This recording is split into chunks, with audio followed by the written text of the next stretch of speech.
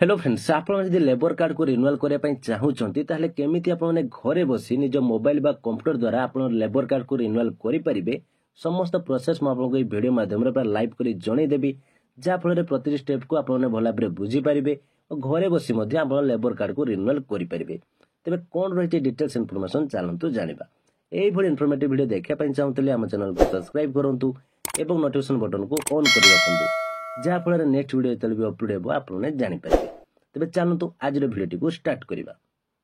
तो फ्रेंड्स ये हूँ गवर्नमेंट ऑफिशियल वेबसाइट nirmanashramik.odisha.gov.in आपण मैंने निज मोबाइल बा कंप्यूटर रे गूगल सर्च करी ए वेबसाइट को आसीपारे नहले वीडियो डिस्क्रिप्शन यार लिंक दे देछि आपण मैंने सेठारे क्लिक करी डायरेक्ट वेबसाइट को आसीपारे। देखो वेबसाइट को आसी जावा परे आपण मैंने लेबर कार्ड रिन्यूअल करने पई चाहूचंती तार एठारे आपण मैंने पे एनुअल कंट्रीब्यूशन रे क्लिक कर दियंतु।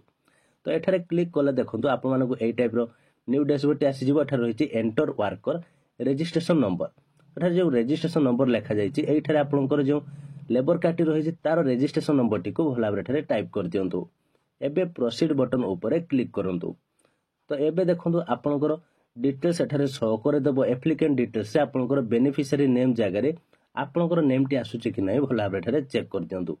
ता सहित एठार आपंकर डेट ऑफ बर्थ आपनर फादर और स्पाउस नेम एठार देखि पारिबे और पेंडिंग अमाउंट एठार वर्ष को 50 टंका लेखा हिसाब से आपने जानीपारे कि आपनर केते वर्षर पेंडिंग रही। तो एबे आपने पे एनुअल कंट्रीब्यूशन एठारे क्लिक करंतु। एबे एठारे क्लिक कले देखंतु आपनकर application for annual contribution form एठारे शो करे दबो। तो एबे एप्लिकेंट डिटेल्स रे आपनकर समस्त डिटेल्स एठारे आपने चेक करि परिबे जेमिति कि आपनकर name date of birth father's name marital status. तो एठारे आपनकर ऑटोमेटिक सब आसी जिवो एठारे केवल ब्लॉक को आपनकर देबा पई पड़िबो। तो ब्लॉक दे सारे पर एठार रही देखो details of the establishment where the applicant work during last 1 year. तो यहाँ पे 2024 चली 2023 मसीह आपण मैंने केउठारे काम करिसंती बा का पाखरे काम करचंती तार डिटेल्स एठार देबा पई पड़िबो। तो नेम ऑफ एस्टाब्लिशमेंट और एम्प्लॉयर जगह तांकर नेम टी को एठारे लिखि दियंतु।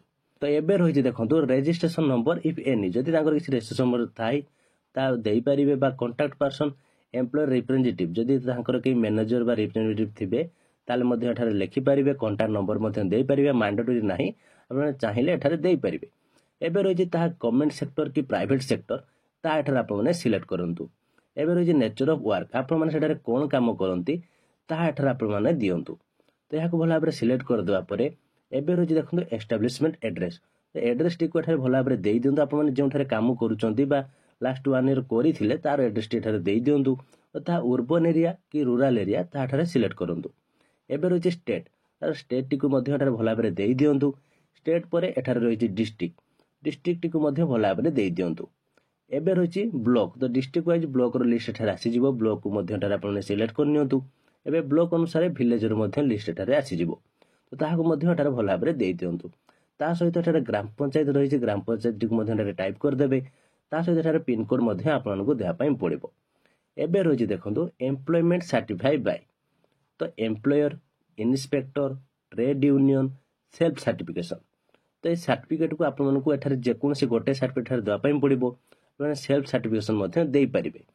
तो सर्टिफिकेट को आपने कौट पाइबे मुझे आपको वीडियो माध्यम जनईदेवी। तो लास्ट पर्यंत वीडियो को देखो। एबे रही देखो period from to period up to माने आपण माने केते दिन रु केते दिन पर्यंत काम करिसंती तार डेट को दियंतु। मिनिमम 90 डेज काम करिथिबा दरकार। तो सही भली एठारे डेट देबे first month then date then year. Year details रे एबे क्लिक कर दियंतु। देखंतु एठारे आपनकर ऐड हे जिवो या मध्ये आपण माने चेक करि पारिबे जदि किछि मिस्टेक थाइ ताले एठारे मध्ये आपण माने करेक्शन करि पारिबे। नेक्स्ट स्टेप रे आपण रहिछि सपोर्टिंग डॉक्यूमेंट वर्किंग सर्टिफिकेट आपनको दवा पई कुआ जाईछि। तो वर्किंग सर्टिफिकेट आपण माने कोठु पाइबे। तो देखो एठारे आपनको कुआ जाईछि क्लिक हियर।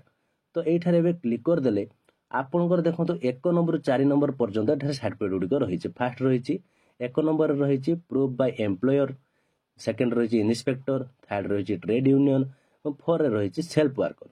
जदि आपण माने सेल्फ सर्टिफिकेशन देबा पई चाहउचंती ताले डाउनलोड रे क्लिक कले तार सर्टिफिकेट मध्ये एठारे डाउनलोड हे जिवो। तो ए सर्टिफिकेट को आपण माने प्रिंट बाहर करिनंतु भल भाबरे डिटेल्स एठारे लिखि सारिया परे एठारे आपण सिग्नेचर करिवे और आपण माने याको स्कैन करी तार आपण माने अपलोड कर दियंतु।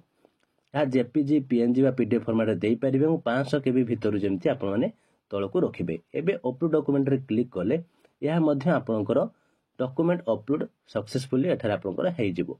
तो एठार मध्य आपण माने चेक करि परिबे जदि किछि भूल थाय याकू डिलीट करि मध्य आपण माने री अगेन अपलोड करि परिबे। तो एबे रहिछि देखो पेमेंट डिटेल्स रे आपनकर 100 टंका एठार आपन देबा पई पड़िबो। ता सहित एठार टर्म एंड कंडीशन किछि दिया जायछि आपण माने को भल भाबरे पढंतु। एठार आई एक्सेप्ट बटन एठार क्लिक कर दियंतु। एबे रहिछि पे एंड सबमिट एठार एबे क्लिक करंतु। एबे आपन कहै छै do you want to submit this application. तो एठार आपन माने थिबा ओके बटन ले क्लिक कर दियंतु। तो एठार पेमेंट गेटवे आपनर आसी जिवो। पेमेंट केमति करा जाय आपण माने भल भाबरे जानि थिबे। आपण माने एठार नेट बैंकिंग बा यूपीआई आपण जे कोन थ्रू रे पेमेंट करि परिबे। जदि यूपीआई थ्रू रे पेमेंट करिया पई चाहउचंती ताले एठार क्यूआर कोड को मध्ये सिलेक्ट करी आपण माने क्यूआर कोड को स्कैन करी पेमेंट टी को करि परिबे। तो पेमेंट टी सक्सेसफुल हेइ जिवा परे तर मध्ये आपण शो कर देबो your transaction status is success. रे ओके बटन ले क्लिक करी एठार क्लिक हियर बटन ले क्लिक कर दियंतु। एठार देखंतु एबे आसी जिवो आपनकर your renewal request has been successfully submitted please wait until the request is approve. आपनकर जो रिन्यूअल टी करैचंदी ता सक्सेसफुल एठार सबमिट हेइ जायछि। आपण मानको किछि टाइम वेट करिया पई पड़िबो अप्रूव पाई।